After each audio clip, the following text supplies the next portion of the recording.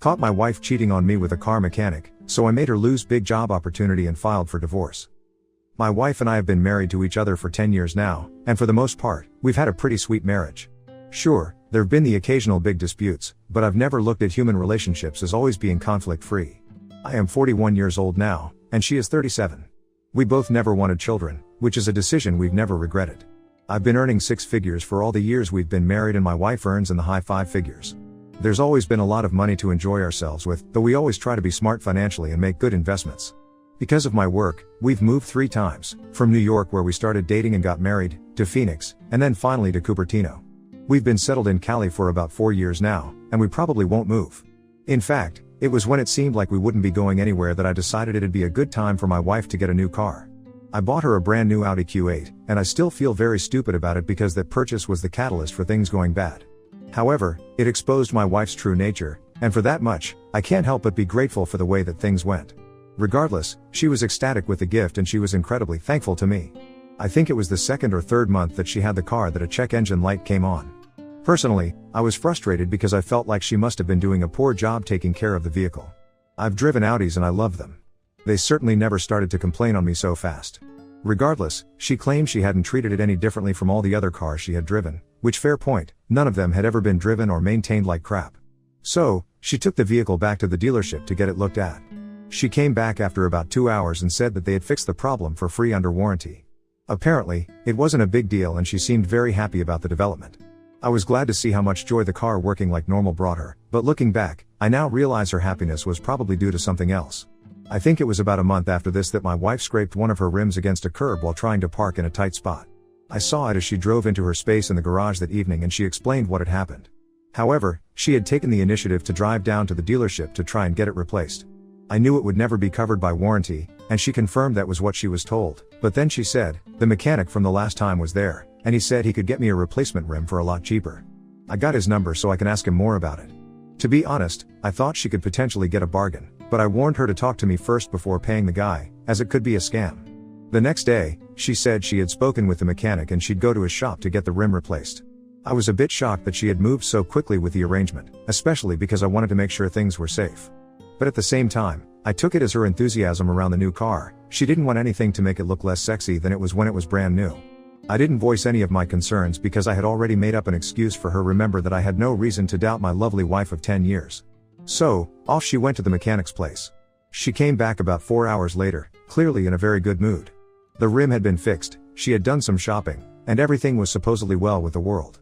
Again, I didn't think too much of the whole thing at this point. Through the next few months, my wife's car ran reliably and there wasn't much out of the ordinary with it. However, during that time, a point came where my car's brakes were acting up. I was already driving in the city, and the last thing I wanted to do was drive across town to my trusted mechanic and potentially risk brake failure. I remembered that my wife briefly mentioned the area where she had earlier met the Audi mechanic for the rim replacement, and since I was in the general district, I decided to give him a shot on a whim. Of course, I didn't know exactly where his shop was, so I gave my wife a quick call. "Hey," I said. "Quick one. My brakes are feeling soft and it's got me a little worried. I'm a bit too far from my mechanic's place and I don't want to risk it, so can you send me the address of the guy that fixed up your rim the other time?" After I said this, there was a brief silence, but I could still hear the background noise, so I knew she was still on the line.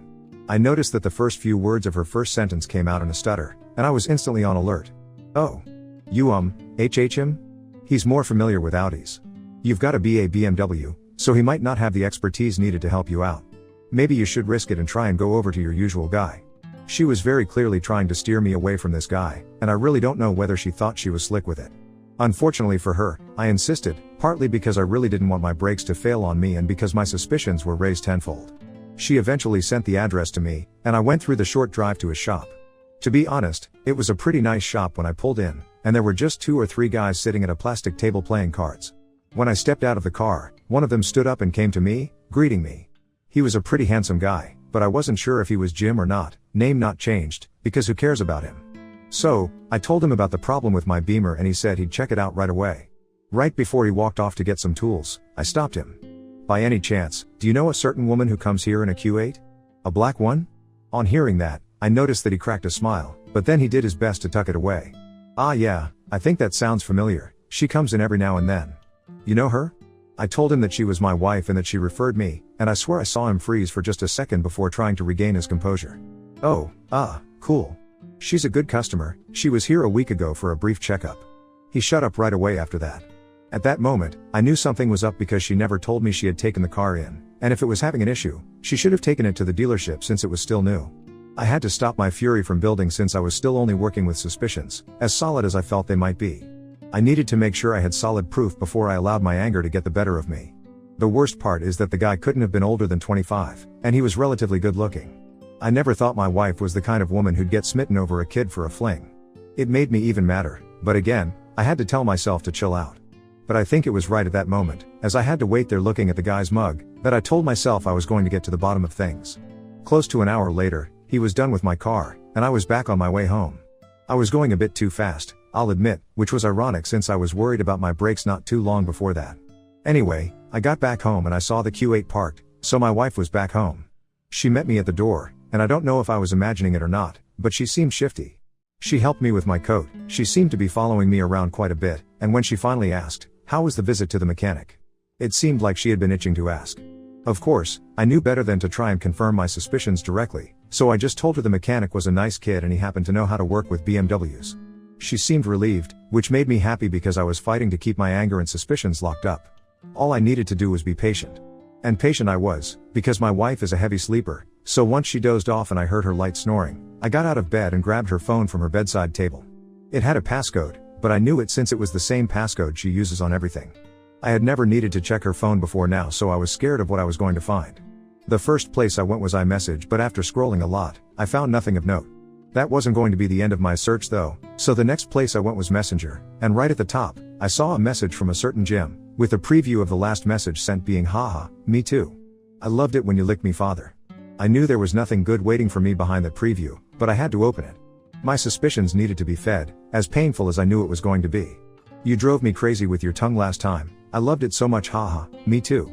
I loved it when you licked me from top to bottom." I'm getting wet just thinking of it. On reading that, I felt my heart sink in my chest. I felt cold, and I felt my hand grip the phone even tighter. I really can't describe the emotions I felt at that moment, but it was some combination of betrayal, heartbreak, and pure undiluted pain. Yet, I kept reading. I had to know everything. I had to know when it started, what they had done, when they had done it, and so on. My curiosity carried me all the way to the top of their conversations with each other, and everyone. All I can say is that I've never felt such deep pain before. Ever. I put her phone back on the bedside table, removing any evidence that I was ever there. But I remember standing in the dark of the room and just staring at her. I won't lie, the hurt I felt in that moment drove me to some really messed up thoughts as I looked at her. I must have stood there for 5 minutes, but in the end, I went back to my side of the bed and stared at the ceiling. I didn't sleep a wink and I just went over every single thing I had read over again. I could feel my heart pounding in my chest as I remembered. They had sex at least twice, and they did it once in the back room of his workplace, so sleazy for a supposedly high-class woman, and once in some kind of hotel or motel. There didn't seem to be much remorse, and there was mention of next time. To be honest, it took the strength of Hercules to stop me from flipping out in the middle of the night. The thing is, I called in sick after she left for work the morning after because I really couldn't concentrate in the state I was in. However, this is another day after and I've called in sick again. I won't say that I'm completely alright, but I think I've placed my anger to one side and I'm focused on making her pay, because how can you throw all of this away for a cheap fling? I'm not looking to do anything illegal, because she's not worth it anymore, but how do you guys think I can get back at her? I'm not going to cheat back, because it literally won't fix anything. I need her to feel the kind of pain I'm feeling right now, because imagine the car I bought her as a gift being the reason why she eventually cheated on me. Like I said, if you've got advice, let me know what you think. I can barely think straight. Edit 1. Yes, it goes without saying that I'm going to get divorced because I cannot stay with a cheating hoe, whether we've been married for 10 years or not. The guy looks young enough to be my kid, and something about that is just disgusting to me. Edit 2. No, I will not let it go. If I was going to, I wouldn't be here. No again, I will not cheat back and throw it in her face. I want to hurt her in a more lasting way, and that's what I'm trying to figure out. I did see a suggestion about sabotaging her at work, and the truth is that might work out if I can be patient. I don't know if I can, to be honest, but I'll try to wait for the right opportunity. Edit 3. So, everyone, I think I've come up with a perfect plan to get back at my wife. I'm sorry for taking so long to update you, but I think my patience will pay off for me, and all of you, in the end. I would divulge the details here, but I think it'll be better to update you guys when I've carried things out. Update 1. First off, I'm so sorry for making you all wait, but my goodness, it will be worth it, trust me. I had to wait about 10 days before I could do anything. My wife has a very important business meeting that she has been preparing for. A tech company is about to move offices and she is the lead on closing a supply deal for her company. In a stroke of genius, if I do say so myself, I figured out the perfect way to get back at her. Poetic justice, but we'll get to that soon. She has spent a lot of time fretting about this big deal she needs to close, and I eventually got involved in helping her prepare for it. I was there playing the role of the tech company's rep, asking questions, giving her tips, and so on. Tonight is the night before the meeting, and there was a lot of intense preparation and she feels very confident. She thanked me so much and I was so irritated each time she repeated it, but I had to force a smile through it all.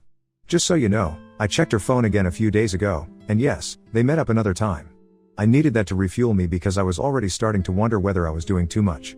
Anyway, I shooed her off to sleep, because a good night's rest is essential for big meetings or exams, kids. Once I heard her soft snoring, I knew it was time for me to move. I went straight to the garage and towards her car, popping open the driver's side door. In case you don't know, the battery for the Q8 is under the driver's floorboard, but I know this and I went straight for it, disconnecting the terminals. Besides that, I put everything right back the way I found it and attempted to start the vehicle. Risky, I know, but our garage is insulated well enough to absorb most of the sound. When it didn't make a sound, I knew I was good to go. I wasn't done yet though, oh no. Next up, I went to my own car and deflated one tire by a lot. It was clear to me that once she couldn't get her car started, she'd beg to take mine because of how important her meeting was. I could Uber to work or something, after all. Like I said, she sleeps heavily, and I pretty much always wake up before her. So, I grabbed her phone from her bedside table and I've turned off the alarm she has for 6:30. I know that I will probably sleep like a baby tonight, even with my cheating wife beside me.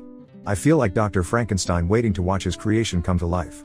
I'm sitting in bed right now, bubbling with excitement, and I decided to let you guys know what I'm planning for.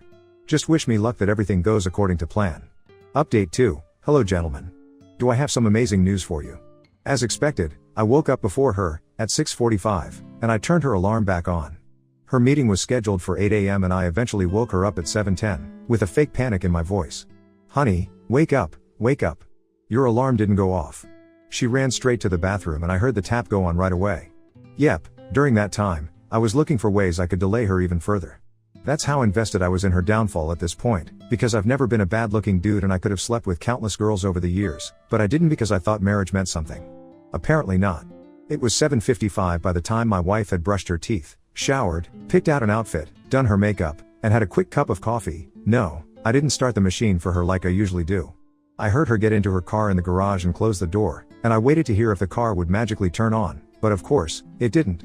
She shouted from the garage after about 2 minutes, and I walked over to where she was. What's up with your car? I put on my best concerned look. Pop the hood, let me take a quick look for you. She did just that, and I looked around, checked the oil, tapped a few things, and asked her to try again. I did this for another 5 minutes. My aimless actions changed nothing, of course. Maybe it's the battery, I said. It's not even attempting to turn on, so probably the battery, but I can't figure out where it is in the engine bay. She was barely listening to me, because she was fretting. I thought I could see her eyes watering. She knew what was on the line and I felt the greatest sense of schadenfreude any man has ever felt in that moment. It took her a while, it was 8:15, before she said, let me take your car.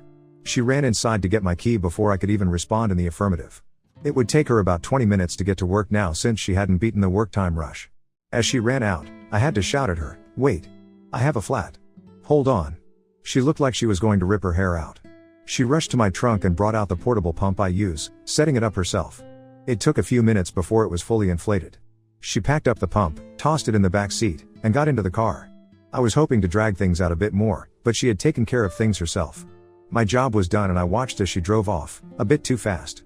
At that moment, I did hope she wouldn't get into an accident, but that was where my concern ended. I went back inside and logged into work from my laptop. I knew it was going to be a waiting game at that point and I had things to do. I decided to make it a remote work day since I could use my wife taking my car as an excuse. My bosses love me, so that wasn't too much of an ask from them. It felt like forever though. I kept trying to keep my mind off whether my revenge plot was working the way I wanted it to, but it was hard. It was so hard to concentrate, but I did my best. In that time, I decided to plug her battery back in to cover my tracks. And then, almost 2 hours later, I heard my car pull up into the garage. I had to remind myself to put on my game face. As she entered, I beamed and said, I just know you crushed it. You're my superstar. But I could see she had been crying. Don't smile, don't smile. I had to keep telling myself that, and every time I felt a drop of sympathy trickling in, I I reminded myself that she had let this guy climb on top of her more than once. She had no remorse, neither could I. "What's wrong, honey?" As I said that, she burst into tears. She was mostly unintelligible through all the snot and tears, but I got the gist of what she said. My friends, listen up. The best case scenario. It worked. Everything worked the way I wanted it to. She got to work way late, and the lady she was always complaining about at work had to take the mantle. My genius didn't predict this outcome, of course, and was commended for stepping up despite the pressure. Unsurprisingly, the entire presentation was a train wreck, all because my wife let them down on the most important of days. The biggest potential account the company could have had went down the toilet like a turd, and it was all my wife's fault. Yep, she was let go as soon as the tech company's rep stepped out of the building. For someone who had worked for them well, that was harsh, but so was losing the company millions of dollars. She told me through sniffling and wailing that people were whispering and snarling at her as she walked out of the office, the most embarrassing kind of termination. She had let down the entire company. All because of that stupid car, I said. I'll have to give that mechanic a piece of my mind because it seems he must have done a pretty crappy job the last time you took the car to him. This is all his fault. I noticed that her sniffling quieted down and I could almost hear her brain processing whether her darling Jim, her sin, was the direct reason why this happened. I kept going, man, that mechanic. This entire thing was because of him. That was a little hint for her, but I didn't really care whether she caught it or not. She spent the night drinking and I told her I had a headache, so I went upstairs to sleep. I wasn't sleeping though. I was making arrangements with my lawyer to get the papers for divorce ready. I had to put up with her whining for a few days more before I served her. I will never forget her face at that moment though. At my lowest moment? There were tears streaming down her cheeks. She was hysterical. Why would you do this to me now? What did I do to you to deserve this?